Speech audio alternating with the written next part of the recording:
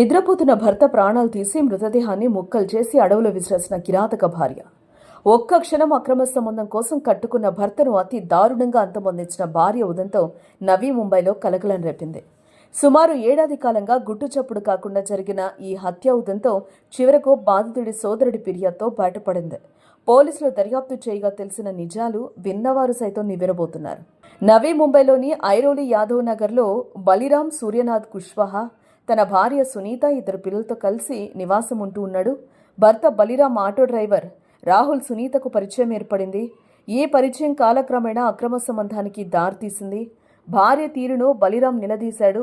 గొడవలు ముదిరిపోవడంతో భర్తను అడ్డు తొలగించుకోవాలని సునీత, రాహుల్ నిర్ణయించుకున్నారు. 2025 ఆగస్టు 9వ తేదీ రాత్రి పక్కా ప్లాన్ ప్రకారం భర్తను చంపేందుకు సిద్ధమయ్యారు. ఆ రోజు రాత్రి పిల్లలను వారి మేనత్త ఇంటికి పంపించారు.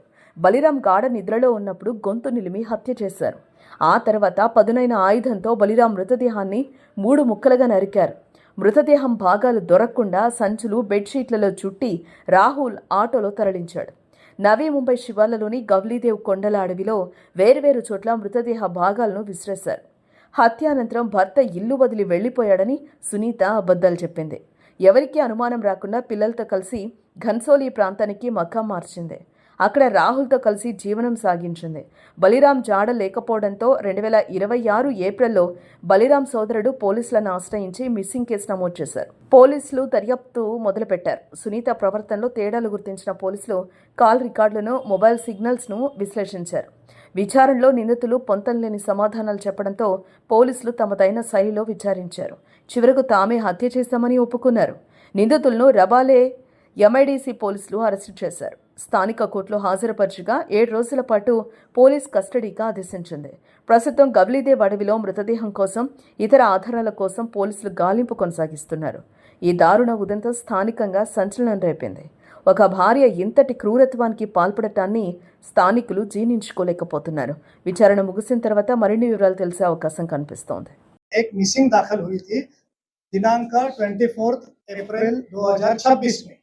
तो उस मिसिंग का तपास रबाड़े पुलिस कर रही थी और उसमें हम लोग ने ऐसा कंक्लूजन पे आया है तपास करके कि इसमें जो मिसिंग पर्सन है बलिराम सूर्यनाथ कुशवाहा, एज 50 ईयर्स, उसका इसमें खून हुआ है और ये खून जो है उसके वाइफ ने किया है। हम लोग ने जो टेक्निकल एनालिसिस किया उसमें उसकी वाइफ एक रिक्शा चालक है, इसका नाम है राहुल दशरथ प्रजापति, एज 30 ईयर्स, इसके संपर्क में थी और उसके अनैतिक संबंध में थे।